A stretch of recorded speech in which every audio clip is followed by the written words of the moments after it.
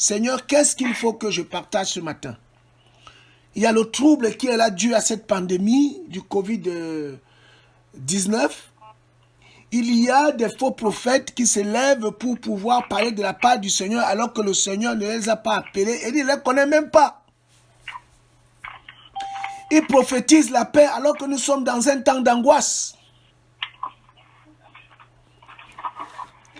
Et le peuple du Seigneur, en ce temps-ci, j'allais dire en ce temps de la fin, en ce temps dernier, est troublé. Qui est du Seigneur et qui ne l'est pas?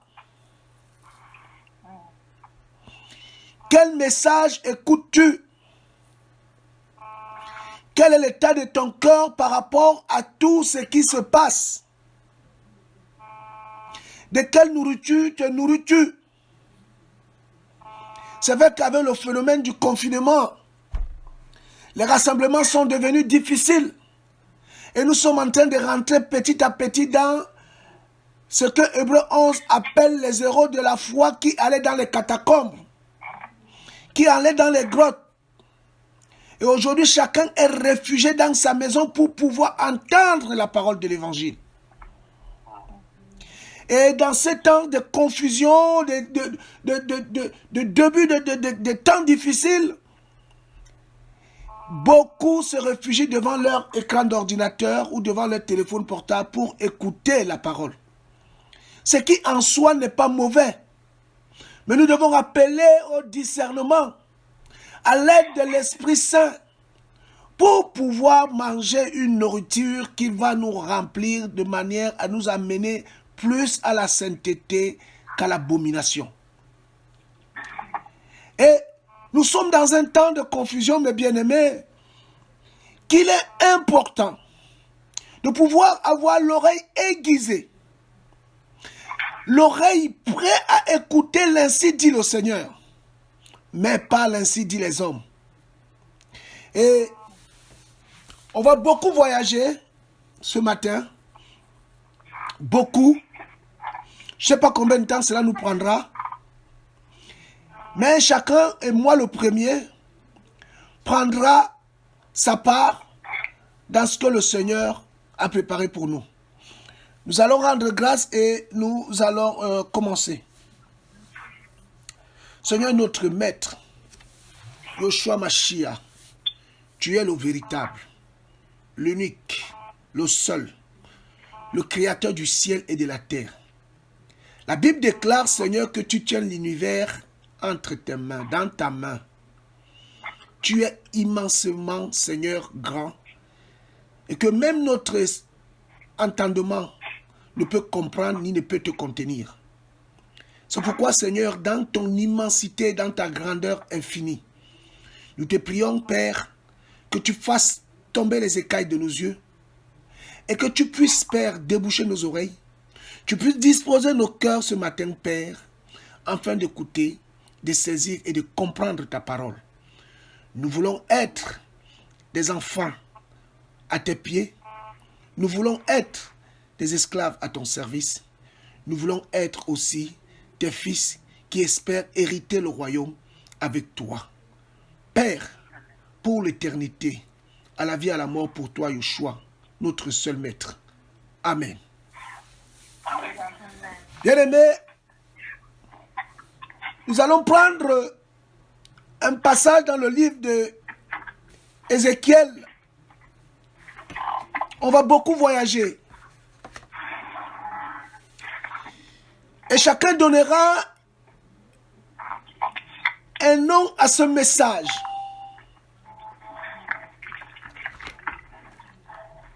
Ici, le prophète Ézéchiel va être amené dans le futur.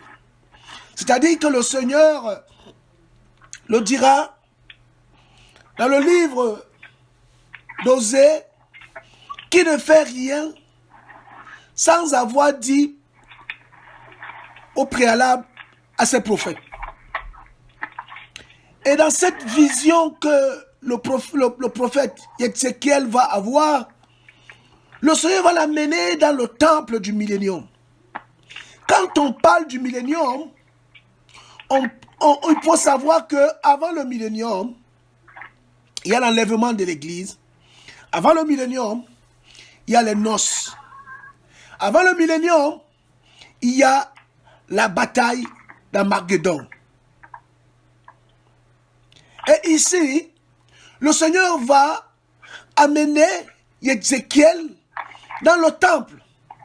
Et là, quand il va commencer à lui montrer des choses, il y a quelque chose qui m'a frappé.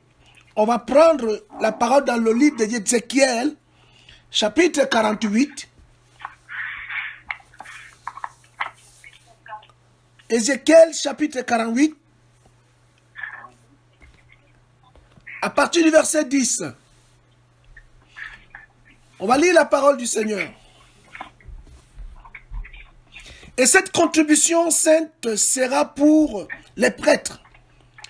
25 000 de longueur au nord et 10 000 de largeur à l'occident. 10 000 de largeur à l'orient et 25 000 de longueur au sud. Et le sanctuaire de Yahweh sera au milieu. Le verset 11. Elle sera pour les prêtres, pardon, pour les prêtres et quiconque aura été sanctifié d'entre les fils de Sadok. Retenons bien ce nom, les fils de Sadok. Alléluia. Alléluia. Les fils de Sadok qui ont fait ce que j'ai ordonné et qui ne se sont pas égarés quand les enfants d'Israël se sont égarés comme se sont égarés les autres Lévites. Ils auront une portion prélevée sur la contribution du pays. Le Saint des Saints à côté de la frontière des Lévites. Alléluia. Amen. La Bible parle des fils de Sadok. Je voudrais bien, si dans mes propos, je parlais d'Internet, je parlais de ce temps de trouble. Est-ce que ce que nous regardons, les enseignements que nous buvons sur Internet, ces prêtres-là sont-ils les descendants de Sadok? Qui était Sadok? Je ne vais pas rentrer dans la lecture pour vous montrer et pour aller dans... Mais nous allons partir dans la généalogie. Il faut savoir que Sadok était un arrière-petit-fils de Phiné. Phiné qui était le petit-fils d'Éléazar. Éléazar qui était le fils de qui? D'Aaron. Et Aaron qui était un des petits-fils de qui? De Lévi. Alléluia. Amen. Alléluia. Amen. Frères, sœurs, il y a des gens aujourd'hui qui se lèvent pour parler du Seigneur alors que le Seigneur ne les connaît même pas. Ils parlent de paix alors que nous sommes dans un temps de guerre. Il dit c'est le temps de construire. Alors que le temps est venu pour nous préparer pour l'enlèvement. Et le Seigneur dit dans le livre de Jérémie chapitre 23, chapitre 27, il dit ces gens-là je les ai pour envoyer. Il dit s'ils avaient assisté à mon conseil, ils auraient dit au peuple de se détourner de leurs abominations. Ils ne sont pas du Seigneur. Et ils égarent le peuple du Seigneur. Que dit la parole dans ce temps que nous sommes? Et que doit dire les véritables enfants d'Élohim qui ont été appelés à exercer la prêtrise lévitique? Il faut savoir que l'Église est comparable à Israël. Mais les Lévites sont ceux et celles, d'après Apocalypse chapitre là-bas, nous sommes tous un royaume de prêtres. Mais les Lévites, ce sont ceux qui sont connus du Seigneur et qui ont été appelés et se sont sanctifiés, mis à part pour exercer ce travail. Qui es-tu? Quelle est ta relation avec ton Elohim? Es-tu lévite de la prêtrise de Tsadok? Ou es-tu lévite de la prêtrise d'Abiatar? Voilà encore un autre nom. Abiatar, ne l'oubliez pas. Qui était Abiatar?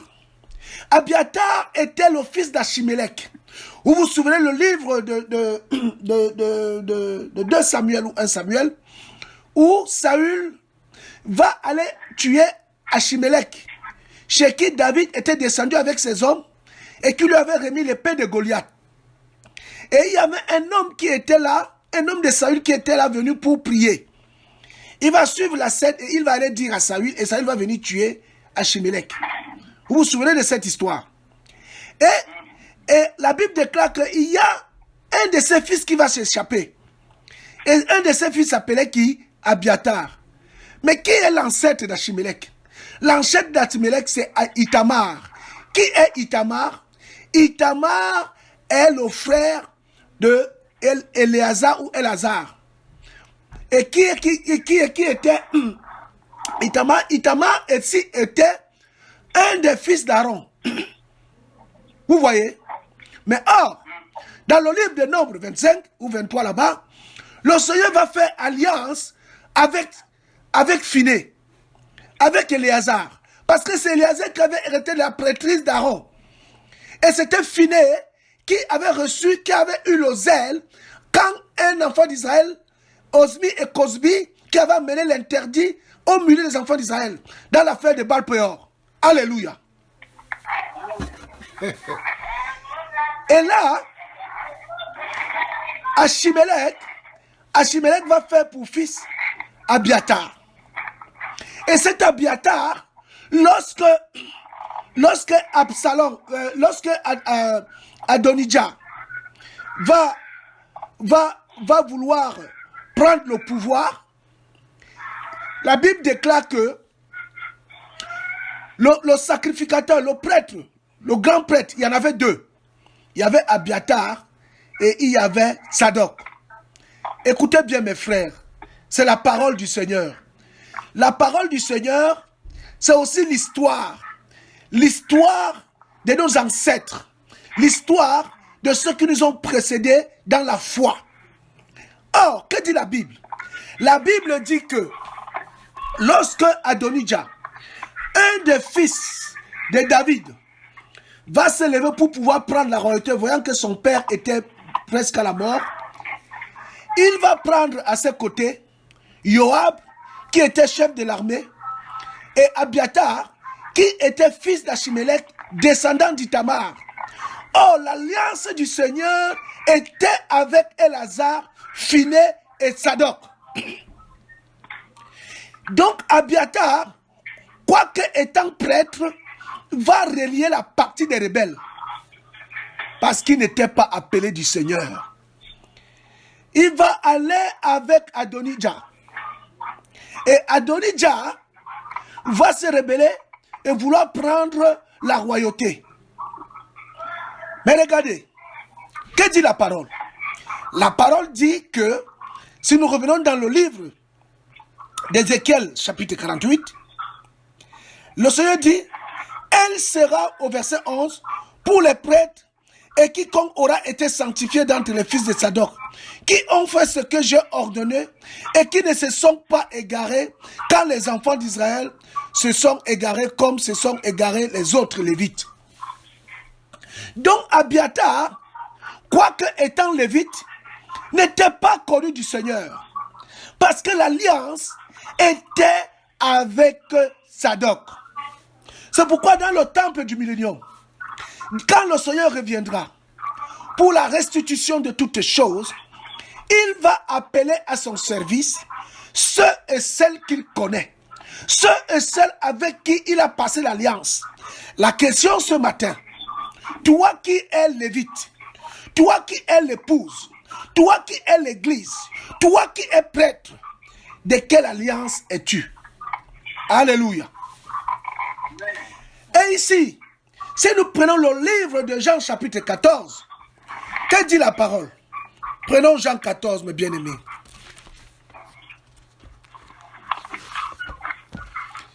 C'est un verset que tout le monde connaît. Mais nous devons le lire parce que nous sommes dans ce temps. Le Seigneur dit quoi? À partir du premier verset. Que votre cœur ne se trouble pas. Vous croyez en Elohim, croyez aussi en moi. Il y a beaucoup de demeures dans la maison de mon Père. Et si cela n'était pas, je vous l'aurais dit. Je vais vous préparer une place.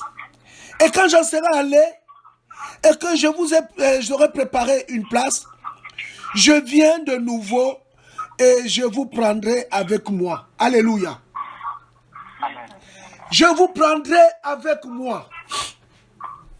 Et dans cette histoire-là de Jean 14, si nous revenons en arrière dans le livre de Jean chapitre 11, Jean chapitre 12, surtout le livre de Jean chapitre 12, nous allons voir que le Seigneur, après avoir ressuscité Lazare, toujours Lazare, après l'avoir ressuscité, la Bible déclare que quelques jours plus tard, il va passer par Béthanie et il va convier à table Marthe et Myriam et Martha vont l'inviter chez eux. Et il sera à table. Et la Bible dit que de ceux qui soupaient à table avec le Seigneur, il y avait qui? Il y avait Lazare. Alléluia. Amen. Ici, nous avons l'image des noces. C'est pourquoi le Seigneur dit à son peuple, le coronavirus est là, oui, c'est vrai. Mais que ton corps ne se trouble point. Il faut que tu sois de la race de Sadoc. Des hommes et des femmes qui sont restés fidèles. Qui ne se sont pas corrompus. Qui ne se laissent pas troubler. Qui ne se laissent pas influencer.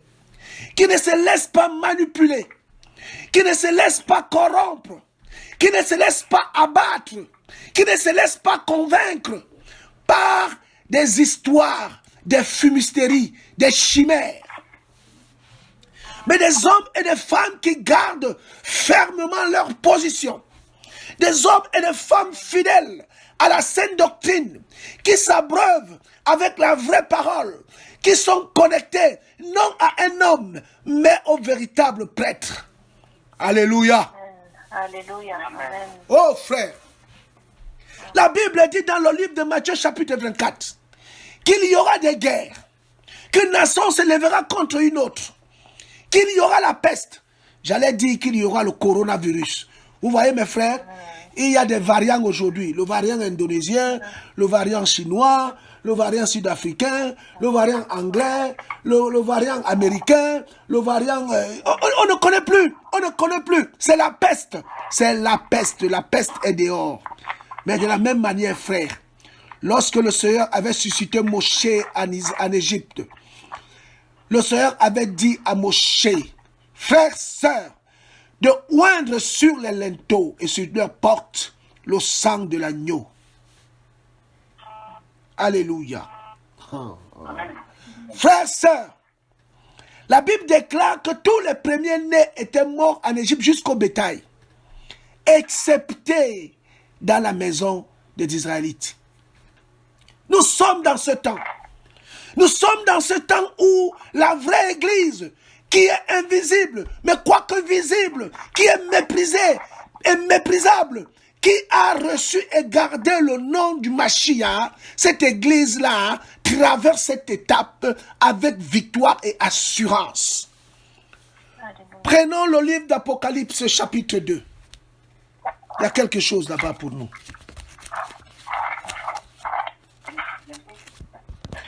Apocalypse chapitre 2.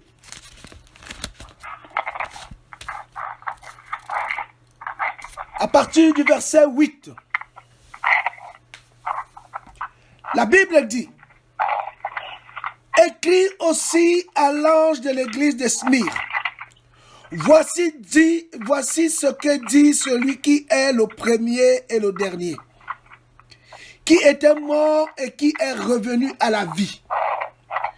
Je connais tes œuvres, ta tribulation et ta pauvreté, quoique tu sois riche, et le blasphème de ceux qui se disent juifs et qui ne le sont pas, mais qui sont de la synagogue de Satan. N'aie aucune peur de ce que tu vas souffrir. Alléluia. Amen. Le Seigneur dit à cette église fidèle, n'aie aucune crainte de ce que tu vas souffrir. Oh, mes frères, voici le diable. Il le nomme. Voici le diable va jeter quelques-uns d'entre vous en prison, afin que vous soyez éprouvés. Et vous aurez une tribulation de 10 jours. Une tribulation de 10 jours. Oh Seigneur, sois fidèle jusqu'à la mort. Sois fidèle jusqu'à la mort et je te donnerai la couronne de vie. Alléluia. Amen. La promesse est donnée. Et c'est cette promesse que nous retrouvons dans Ézéchiel chapitre 48. Nous revenons encore au verset 11. Elle sera pour les prêtres et quiconque a été sanctifié d'entre les fils de Tsadok, qui ont fait ce que j'ai ordonné et qui ne se sont pas égarés quand les enfants d'Israël se sont égarés, comme se sont égarés les autres Lévites.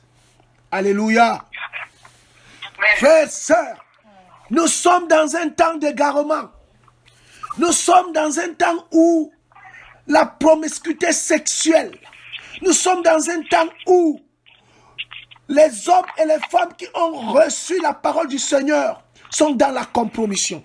Prenons le livre de 2 Rois, chapitre 16. 2 Rois, chapitre 16. 2 Rois, chapitre 16. Oh Seigneur, ta grâce. 2 Rois 16. Je vais lire la parole de Dieu. 2 Rois 16, à partir du verset 10. Regardez. On va comprendre des choses, mes bien-aimés. 2 Rois 16, à partir du verset 10. Je cherche aussi en même temps et je suis déçu. Que dit la parole du Seigneur? Je lis la parole.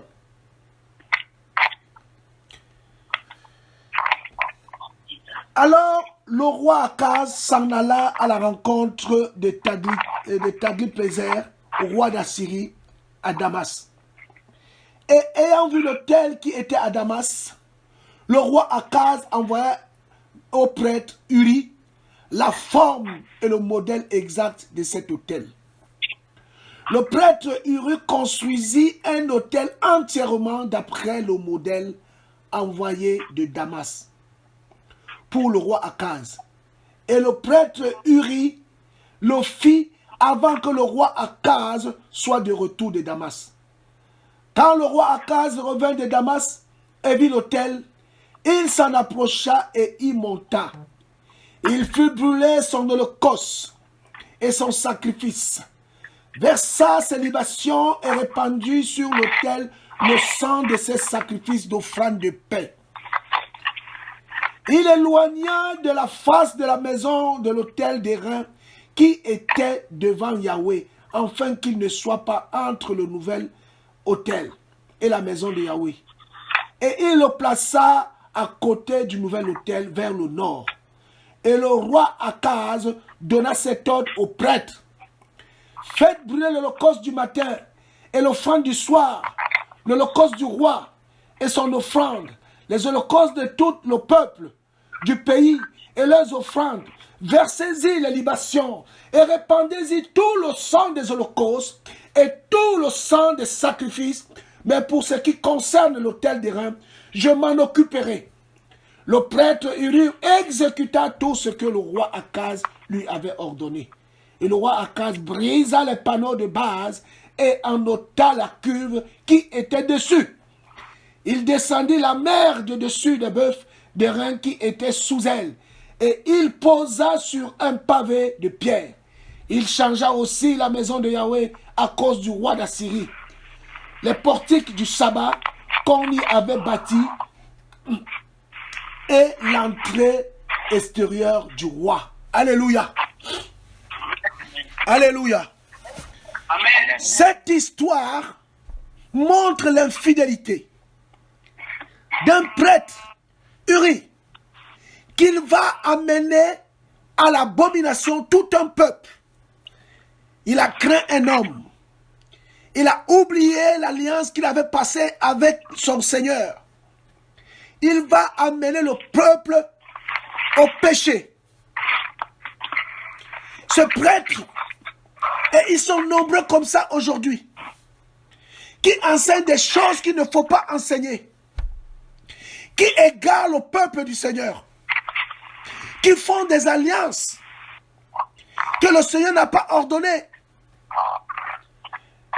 Oh mes frères, l'heure est grave. L'heure est grave, mes frères. Qui sont ces gens?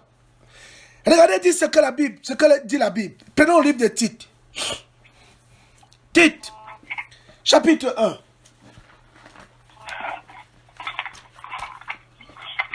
On va voyager. Tite, chapitre 1. On va prendre du verset 7 à 11. Que dit la parole? Tite, chapitre 1, du verset 7 à 11. Car il faut que l'évêque soit irrépréhensible, comme étant économe dans la maison de Elohim, qui ne soit ni arrogant ni coléreux, ni adonné au vin, ni avide de gangs malhonnêtes, mais hospitalier, aimant les gens de bien, modéré, juste, saint, tempérant, attaché à la parole de la vérité, comme elle lui a été enseignée, afin qu'il soit capable tant d'exhorter par la sainte doctrine que de réfuter les contradicteurs. Car il y en a plusieurs qui ne veulent pas se soumettre, vains discoureurs et séducteurs d'esprit, principalement ceux qui sont de la circoncision. Ils sont pleins. Ils ont pignon sur rue dans Internet. Ils chantent. Il y a un chanteur congolais. Il dit qu'il est le choix parfait et réfléchi d'Elohim. Il dit qu'il est le choix parfait. Mes frères, l'abomination est là. Et nous suivons ces chants, ces chantres-là. Ils sont pleins sur Internet qui parlent de l'anatomie sexuelle. Ils sont pleins sur Internet qui ne font que parler des démons. Oh, les démons ont fait ceci. Les démons, tel démon s'appelle comme ça. Et tu dors la nuit. Tu as les femmes et les maris de nuit. Tu dis, mais ça vient d'où? Mais ça vient de ce que tu vois et ce que tu bois à longueur de journée. En écoutant ça, tu fais une alliance. Qu'est-ce que tu regardes sur Internet? Parce qu'un homme d'Elohim, soi-disant, est-il bien habillé? A-t-il beaucoup d'abonnés? Celui que tu suis? Ou tu suis celui qui est recommandé par le Seigneur pour toi? Ils ont amené, le prêtre Uri a amené Israël à l'idolâtrie. Lui et son roi. Il y a des chrétiens qui disent que Donald Trump, qui a perdu des élections, c'est lui qui devait être le président des États-Unis. Vous pensez, mes frères, que si Jésus-Christ de Nazareth veut que Donald Trump soit président, il ne le sera pas? Il y a des chrétiens qui jeûnent pour Donald Trump. Il y a des pasteurs qui sont allés à la Maison Blanche pour prier pour lui.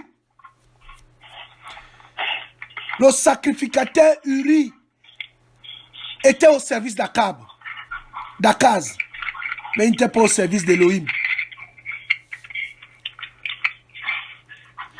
est-ce que les chrétiens de France et même des États-Unis ont affaire du pouvoir des hommes? Si Donald Trump a été utilisé par le Seigneur, il a fait son temps. La Bible déclare que toute chose concourt au bien de ceux qui aiment le Seigneur, Elohim. Et que toute autorité, qu'il soit de qui que ce soit, vient d'Elohim.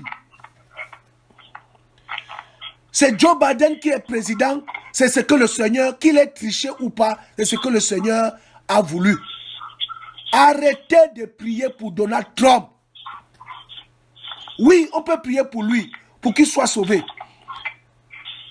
Mais arrêtez de prier pour qu'il redevienne président. Vous pensez que le Seigneur est incapable? Voilà la distraction. Et les prophètes se lèvent sur Internet pour parler des choses. Et le Seigneur dit dans le livre de Jérémie 23. Alors, prenons Jérémie 23. Prenons Jérémie 23. Jérémie 23. On va prendre le verset 22. Jérémia. Jérémie 23. Jérémie 23.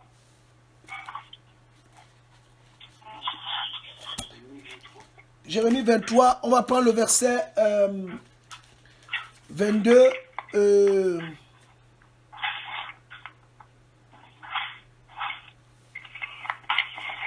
On va prendre à partir du verset 21.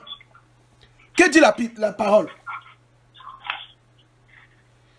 Je n'ai pas envoyé ces prophètes-là. Et ils ont couru. Je ne leur ai pas parlé. Et ils ont prophétisé. S'ils s'étaient trouvés dans mon conseil secret, ils auraient aussi fait entendre mes paroles à mon peuple. Et ils les auraient ramenés de leur mauvaise voie, de la méchanceté de leurs actions. Et il dit, suis-je un Elohim de près, dit Yahweh. Ne suis-je pas aussi un Elohim de loin? C'est quelqu'un se cachera-t-il dans le lieu secret sans que je ne le voie? Dit Yahweh. Ne remplis-je pas moi les cieux et la terre? Dit Yahweh. Alléluia. Amen. Le Seigneur dit qu'il remplit la terre et les cieux. Donc il n'y a aucune situation, même le Covid-19, même les vaccins là. J'ai dit mes frères et sœurs, que nos cœurs ne se troublent pas. Le Seigneur Yeshua est au contrôle. Oh frère, il dit qu'il remplit le ciel et la terre. Pourquoi devons-nous nous inquiéter? Ces prophètes qui prophétisent, il ne les a pas envoyés. Ils ne sont pas dans son conseil. Ils sont là pour semer le trouble et égarer le peuple du Seigneur. Ils ne sont pas de la lignée de Sadok. Ils ne sont pas de la lignée de Phiné. Ils ne sont pas de la lignée de Léazar. Ils ne sont pas de la lignée d'Aaron. Le Seigneur ne les connaît pas. Ils sont là pour semer le trouble. Ils sont là pour égarer et distraire le peuple du Seigneur. Le Seigneur a dit, le Seigneur n'a rien dit. La première prophétie par excellence, mes bien-aimés, c'est la parole que le Seigneur nous a donnée. Amen. Nous avons cette parole. Oh frère, prenons Ézéchiel 44. Ézéchiel chapitre 44, à partir du verset 10. On va prendre à partir du verset 9. Ainsi parle Adonai Yahweh. Aucun fils d'étranger incirconcis de cœur et incirconcis de chair n'entrera dans mon sanctuaire. Aucun de tous les fils d'étrangers qui se trouvent au milieu des enfants d'Israël. Mais les Lévites qui se sont éloignés, écoutez bien ce que le Seigneur dit ici, écoutez très bien, écoutez très très bien. Mais les Lévites qui se sont éloignés de moi, lorsque Israël s'est garé et qui se sont égarés de moi pour suivre leurs idoles, porteront la peine de leurs iniquités. Toutefois, ils seront dans mon sanctuaire des serviteurs chargés de la garde des portes, des portes de la maison et faisant le service de la maison. Ils égorgeront pour qui? Pour le peuple. Ils égorgeront pour qui? Pour le peuple. L'Holocauste et les autres sacrifices. Et ils se tiendront devant lui pour le servir. Ils servent le peuple, mais ils ne servent pas le Seigneur. Alléluia. Oh frère, le Seigneur dit ces prophètes-là, ces prêtres-là, qui ont éloigné les enfants d'Israël de la face du Seigneur, ils sont là pour les servir, mais ils ne le servent pas lui. Voilà pourquoi il y a des pasteurs qui organisent des prières tous les matins à 5 heures. Ils organisent des prières. Oh, réveille-toi, vous êtes connectés. Vous priez tous les jours à 5 heures. Mais il est à votre service, il n'est pas au service du Seigneur. Et vous aussi, vous le servez. Parce qu'un enfant d'Élohim, il sait qu'il est 5 heures du matin, il n'a pas besoin d'être connecté avec un pasteur pour prier ensemble. Il va devant Elohim, son Elohim. Et il prie avec lui. Il n'est pas dans les connexions tous les jours à minuit. Je ne dis pas ici de ne pas prier avec les frères. Ce n'est pas ce que je dis. Mais je dis, de la part du Seigneur, un homme de Dieu, qui vous demande, connectez-vous tous les matins. Connectez-vous, on va prier ensemble. Il n'est pas au service du Seigneur. Il est au service de son ventre. Il est au service, à votre service. Et vous aussi, vous êtes à son service. Alléluia. Amen. Même si vous ne dites pas Amen, je m'en fous. Moi, je dis la vérité.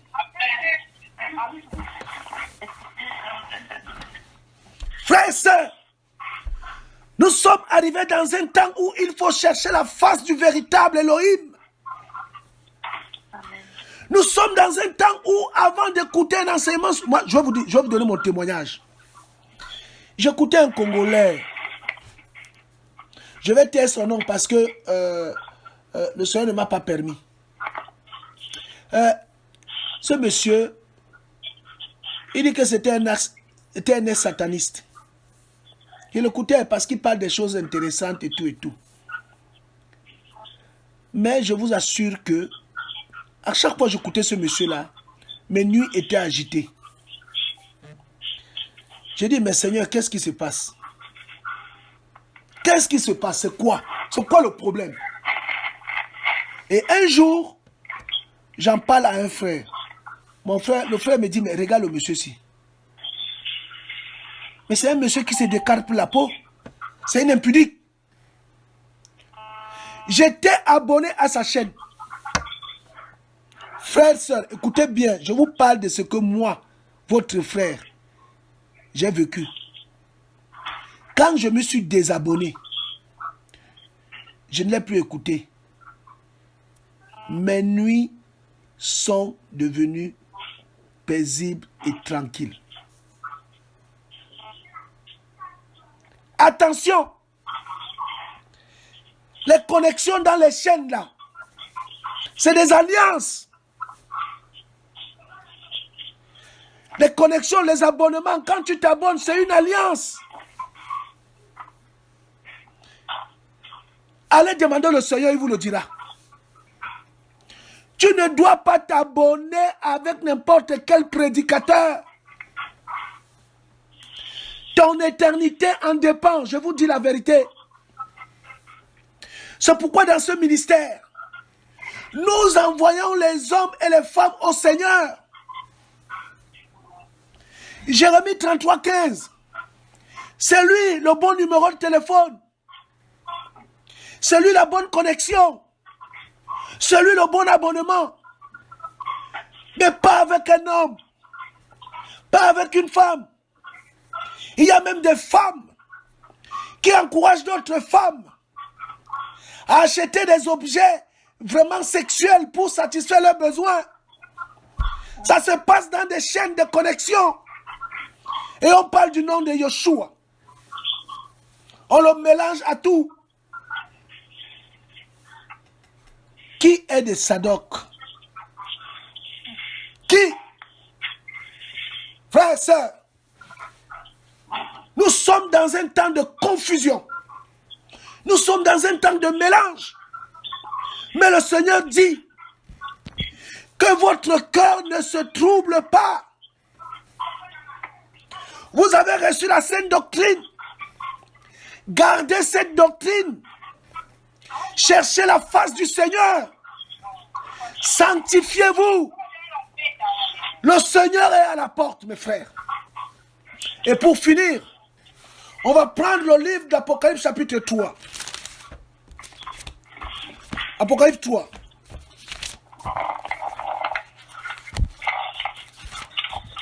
Apocalypse 3, le verset 7. À partir du verset 7. La Bible déclare: écrit aussi à l'ange de l'église de Philadelphie. Voici ce que dit le saint et le véritable. Oh, j'aime cette parole. Le saint et le véritable. Celui qui a la clé de David. Celui qui ouvre et personne ne ferme.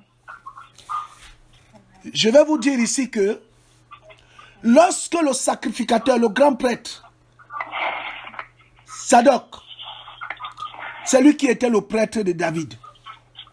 C'est lui qui était aussi le prêtre de Salomon, son fils. Et David était l'homme selon le cœur d'Élohim. Alléluia. Oh frère, il y a beaucoup qui s'élèvent sur Internet. Le Seigneur ne les connaît pas. Et il vous demande de l'argent pour faire vivre la chaîne. Oh, mettez 10 €, ça nous permettra de continuer à faire le direct. Mais quand tu as commencé à faire le direct, tu as appelé. Mais c'est le Seigneur qui t'a appelé. Il va s'occuper de toi. Alléluia. Mais c'est pas possible. Tu commences une chaîne et après maintenant, tu dis pour que la chaîne perdure, il faut donner, il faut m'aider. Non, non, non, non, non, non, non, non, non, non, non, non, non. Un esclave s'attend à son maître. Ils font les appels aux dons. Quand vous voyez comme ça là, déconnectez-vous. C'est des escrocs. Mais nous n'aimons pas quand on nous dit la vérité. Il y a même d'autres qui disent, ah ben oui, ben lui, il nous appelle, quand on l'appelle, il répond, vraiment il est disponible, mais vous, on n'a même pas vos numéros de téléphone, vous ne répondez jamais. Mais appelez le Seigneur. Amen. On n'est pas vos maris, on n'est pas vos femmes, pourquoi vous voulez qu'on parle avec vous?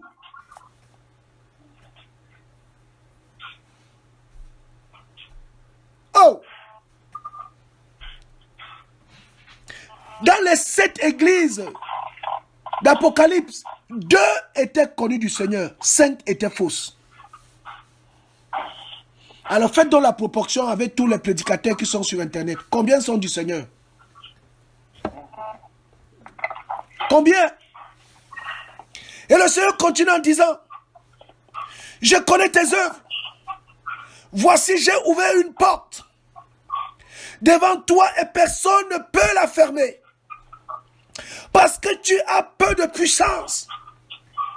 Oh Seigneur, que tu as gardé ma parole. Gardons la parole. Mais nous, on aime trop la prophétie. Oh, j'ai vu là, ton enfant est malade. Hein, voilà, ceci, ceci. Non, frère. Gardons la parole. Et cet esprit qui ravage l'esprit de Python. Ils vont en Inde. Le Seigneur m'a transporté en Inde il y a de cela peut-être 2 semaines. 2 semaines, oui. J'ai vu un homme que le Dalai Lama était en train de consacrer. Il lui donnait le pouvoir de prophétie. Et tout de suite, cet homme-là, dès qu'il est rentré de l'Inde, il a ouvert une chaîne YouTube. Il a commencé à parler. Il y a beaucoup qui sont sortis de ce ministère, que le Seigneur nous a montré qu'ils sont déshabillés, mais qui continuent à enseigner. Il y a des choses qui se passent. Vous les écoutez, tous parlent de Yeshua. Mais qui est véritablement de Yeshua? Dans les 7 églises d'Apocalypse, 2 étaient connus du Seigneur. Smyrne et Philadelphie. Il dit que tu as gardé ma parole et que tu n'as pas renié mon nom. Voici, je te donne des gens de la synagogue de Satan qui se disent être juifs et qui ne le sont pas, mais qui sont menteurs, qui mentent. Voici, je ferai en sorte qu'ils viennent se prosterner à tes pieds et qu'ils sachent que moi, je t'ai aimé. Parce que tu as gardé la parole de ma persévérance. La parole. Au commencement était la parole. La parole. Gardons la parole. Gardons la parole. Ne gardons pas la parole des prédicateurs. Même moi, ce que je nous partage ce matin, s'il y a quelque chose qui ne colle pas, ne dites pas Amen. Allez vérifier et que le Seigneur vous convainc de ce qui est dit ici ce matin. La parole de la persévérance, c'est une parole qui est une parole intègre, une parole qui est sainte, qui te garde de la compromission, de l'adultère, du mensonge, de tout ce qui, de la fornication, de la duplicité, de l'orgueil, de la magie, de l'ivrognerie, de l'inceste, de l'arrogance. Une parole de persévérance, une parole qui te garde dans la foi, une parole qui te guise, qui te pollue, autant pour moi, qui te prépare pour l'enlèvement, pour l'avènement du Mashiach. C'était les fils de Sadok qui avaient eu part, frère, au temple du millénium. Veux-tu faire partie de ceux-là qui vont servir devant la face du Seigneur lorsqu'il reviendra, lors du rétablissement de toutes choses? Garde la parole de la persévérance. Garde la parole de la persévérance. Garde le nom du Mashiach. Garde le nom du Mashiach. Car c'est par lui que nous pourrons traverser la vallée de Baka. Nul ne pourra nous faire traverser la vallée de Baka. C'est le seul qui pourra nous faire traverser la vallée de Baka. Son nom, c'est Yoshua HaMashiach. Oh frère, la Bible déclare dans le livre de 1 Corinthiens chapitre 10 au verset 13 qu'aucune tentation nous est survenue qui soit au-delà de nos forces. Parce que Elohim ne permettra pas que nous soyons tentés au-delà de nos forces. Mais avec la tentation, il prépare aussi le moyen de nous en sortir. Frères, sœurs, nous sommes dans un temps de trouble. Nous sommes dans un temps d'angoisse où les hommes mettent un espoir sur un vaccin. Mais nous, notre espoir, notre délivrance, il dit, lorsque vous verrez ces choses se produire, sachez que votre délivrance est proche. Sachez que votre délivrance est proche. La délivrance est proche, mes frères. Que faut-il faire? Que faut-il faire à cette heure? Que faut-il faire? Quelle est l'attitude qu'il faut avoir? Quel est le regard qu'il faut avoir? Quelle est la parole qu'il faut sortir? Quelle est la manière qu'on doit manger? C'est de manger la parole, de rester au pied du maître, pas au pied d'un pasteur, au pied du maître. Parce que le maître arrive. Le maître arrive. Le maître arrive. Que le Seigneur soit béni. Au nom de Yeshua. Amen. Amen, amen, amen.